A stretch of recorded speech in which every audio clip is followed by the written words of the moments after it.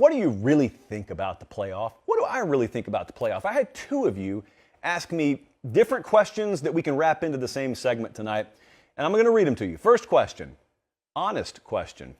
Do you think an expanded playoff, more teams going to have a shot at getting blue chip 5-star recruits? The same 6 teams get the best recruits because they make the playoff and vice versa.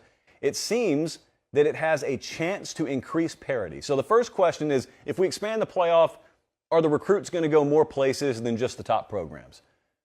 I'll answer that in a second. The second question was, could you explain your strong dislike of the postseason for the new viewers? Of course I can, because I think it is a little bit misunderstood.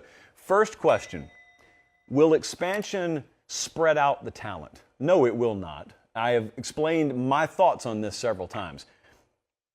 I want to be nice about this, and I don't want to paint with a broad brush, but I found one of the biggest discrepancies in the perception of the way this sport works is how much a lot of us value the college football playoff and access to it versus how much recruits value access to it. We do these signing day shows. We take these commitments live on air all the time, and we talk to kids behind the scenes a lot. I swear to you guys, if they care about access to the college football playoff, it is the biggest kept secret in all of recruiting. They don't talk about it. They may mention it on the periphery. If you ask a kid, hey, do you want to make it to the playoffs? They're not going to say no. I'm not telling you they don't care about it. I'm saying if you really injected them with truth serum, which is illegal, but if you were to inject them with truth serum and you got their true list of priorities, it would be like 6th or 7th. They just don't care about access to the playoff like you think they do. Now, the perception, the working theory amongst expansionists is, well, once some of those programs are able to make the playoff, then they're able to market themselves differently, and they're able to get a different caliber athlete, and therefore they're able to, year over year, build a more sustainable and higher level functioning product. I love weather. I love atmospheric science. The reason I'm not an on-air meteorologist, the reason I did not pursue a career in that field, is because I am a victim of what the James Spans of the world would accurately describe as wish casting. I've got what I want to happen in my head, and I don't care what the model data says. I don't care what the output says. I will put my own spin on that. If I've got 100 different model scenarios for what next Thursday is going to be like in Nashville, and only 6 of them really paint a scenario that I like, I'll just find a way for one of the 6 to work its way into my forecast. That's not real, but that's wish casting. That's one of those things where, yeah, it could happen. It just like the 26-point week 1 underdog could win, so I'm going to predict them to win. Well, you're wish casting. You're talking about what you hope will happen, not what's most likely to happen. What's most likely to happen when you expand that playoff is watering down the regular season. Don't yell. I'm going to get to that in just a second. Don't yell at me yet. You're going to water down the regular season. You're going to take all consequence off of the games that used to be the biggest ones. You're going to put some manufactured consequence on games that won't mean anything in the grand scheme of things when it comes to your precious playoff. And kids are still going to go where they've always gone. Answer me this, please. Anyone in the room, Jesse and Colin, anyone. If access to the playoff is the end-all, be-all for how you up your game in recruiting, how in the world did Texas A&M just do what they did? And then as you answer that question, isn't that the future of recruiting? Like in the NIL era, whatever your answer to that A&M question is, by the way, isn't that the direction the sport's headed? Therefore, doesn't it make the most sense that the best resourced programs are going to still be the ones at the end of the day at the top of the recruiting rankings, the ones that can develop the talent the best, the ones that have the track record and pedigree of sending kids to the NFL the most? Those are the ones at the end of the day, I would suggest, that are still going to be at the top of the recruiting rankings. You're trying to tell me, no, if you lock down an 11 seed and go get your brains beat out in the first round, doesn't matter, because you can all of a sudden go into a living room and say, look, we got an 11 seed. And that kid's like, look, I've still got an offer from Georgia. So he's still going to Georgia. You're not plucking any kids away from those elite programs that you already weren't going to get. So no, I don't think it's nearly the disruption mechanism inserted into the recruiting landscape that some people think it is. and I would say otherwise, trust me, I'm not against parity. I'm not against competitive balance. I'm against very, very jack-legged theories of how to accomplish it. It's the first time we've ever said jack-leg on the show. Second accusation that you wanted me to address is, do I hate the postseason? It was interesting they said postseason and not playoff. I certainly don't hate the postseason. I love the postseason. I love bowl season. I don't mind the playoff. So here's what we're going to do. Executive decision. We're going to pretend that the question was, can you explain your hatred for the playoff? And I'm going to answer that hypothetical question. Certainly I can. I don't hate the playoff. I get asked this all the time, so I finally got asked on the record. I don't hate the college football playoff. I don't mind crowning a national champion at the end of the year. I hate skipping the meal to get right to the dessert. That's what I hate. And I hate the propensity for a lot of folks, both fans and at the national media level, of advocating for that mentality. Let's skip right past the regular season and let's just focus our entire attention on a college football playoff. And we skip the best thing in all of sports, in my opinion. The focus, even in week 2 and week 3, is not on this game. It's, boy, Penn State Auburn. How does this impact the playoff picture? Forget the playoff picture. It's Penn State playing in Jordan-Hare Stadium. I don't need the backdrop of the college football playoff. Here's the thing I've learned about December and January. Every year of my existence, it eventually gets here.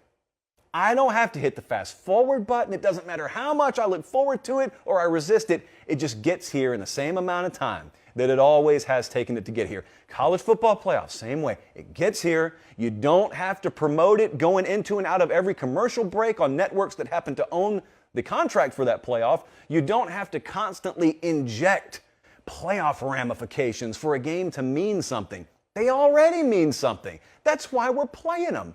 There are some folks, myself included, who pride ourselves as an every given Saturday type because we love the Saturdays. And then anything above and beyond, we'll take it. But it's the dessert. That's our cheesecake. That's not the steak. Now you may say, cheesecake's great. It is. But man cannot live on cheesecake alone. It's the book of Josh. Not the book of Joshua, just the book of Josh. Take the UA off. So that's essentially my stance. There's no hatred. I go to the playoff games every year. I go to the national championship game every year. We have a ton of fun at those games. But what I really don't like is I don't enjoy the kind of the decrease in value placed on regular season at the expense of a playoff. And then there's this other kind of line of thinking that I've discussed many times. I will admit to you readily, it doesn't matter what I think about this. I'm going to dedicate this entire next 2 minutes to Brady Quinn. It doesn't matter what I think. I know that because I know that we're headed a direction that's inevitable at this point. Expansion is inevitable. So is death. I don't have to embrace it, and I can resist it as much as I want to. But yeah, we're going to expand.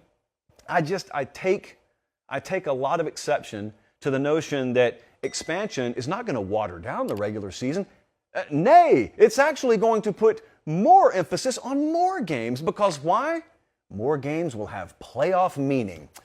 Well, that's true. You always assume, though, that when you increase the amount of spots, that sentence, playoff meaning, will carry the same value. It won't, but you're going to have to learn that the hard way, and that'll come in due time. The other thing that I want to ask you, though, is do you really get what you're saying? When you talk about more games with meaning, well, you also have games with less meaning as it relates to your precious playoff. And I want to ask you, because a lot of you who advocate for expanding the playoff, you admit to me all the time, oh, I know we're not going to change the championship. The same elite teams will win the championship. We just want to make the regular season a little bit more exciting at the end and put some ramifications on the line so that these games aren't meaningless. Biggest casual sentence in the world, by the way. Anyone who calls college football regular season games meaningless, if there aren't playoff spots on the line, go tell them to sit by the garbage. Get them out of your life. They don't have any business around any show like this or any person like you. But let's just entertain it for entertainment's sake. You tell me that we're going to have more games with playoff ramifications attached to them. That's true. I ask you this. You yourselves sometimes tell me, they're not going to win the title, but getting into the playoff will be fun. So what you're doing when you expand that field is you're taking the playoff ramifications off of the games that feature teams actually capable of winning the thing. like Ohio State and Michigan last year, or Bama any given year when they're in a must-win game at the end of the season, SEC championship game last year, Iron Bowl 2013. You're taking the ramifications off the games that feature the teams that actually are capable of winning. You just put this giant safety net under them. They're going to be in unless they lose 4 games, which they never do. And instead, you're taking the ramifications and you're putting them on games that feature teams that won't be capable of winning the title. Now, you explain to me in the long term how that's more healthy for the sport. You explain to me long term how that's more exciting. What's going to happen is initially it would be exciting. It would be amazing for a couple of years. Then you would reprogram your mind because you would see some teams fight tooth and nail and they get in the playoff. And then what happens to them in the playoff is what will always happen when the 14th or 15th best team in the country goes up against one of the top 2 or 3 teams in the country. And then your mind will have learned in 2029 and 30 and 31 that those playoff ramification games, they don't quite mean as much. And I'll also suggest to you this, the value of making the playoff will not carry the kind of value it does when you only have 4 spots because since the beginning of time and until the end of time, you can't increase the amount of something and maintain the value of something. Scarcity means something. And we got it right now. You won't have it in the future. So anyway, in case you can't tell, I get a little worked up over this. It's just one man's opinion. I know what the pros are. You don't have to give me any pro playoff expansion argument. I've heard them all. I don't agree with them. You're probably not going to change my mind on this. But I'll tell you the lamest softball that anyone throws at me at 14 miles an hour, and they think they got you with it. This is the definition of a casual. How can you be against more football? The same way I'm against printing more money when we can't back it. Do you increase the value of the dollar bill in my hand when you print 10 more over there? No, you decrease the value of it. Just like you decrease the value of what it means to make the playoff when you all of a sudden just throw out a bunch more playoff spots. But you know what? Maybe the entire laws of humanity will be changed by the playoff committee. You know what? That's probably the more likely track we're on.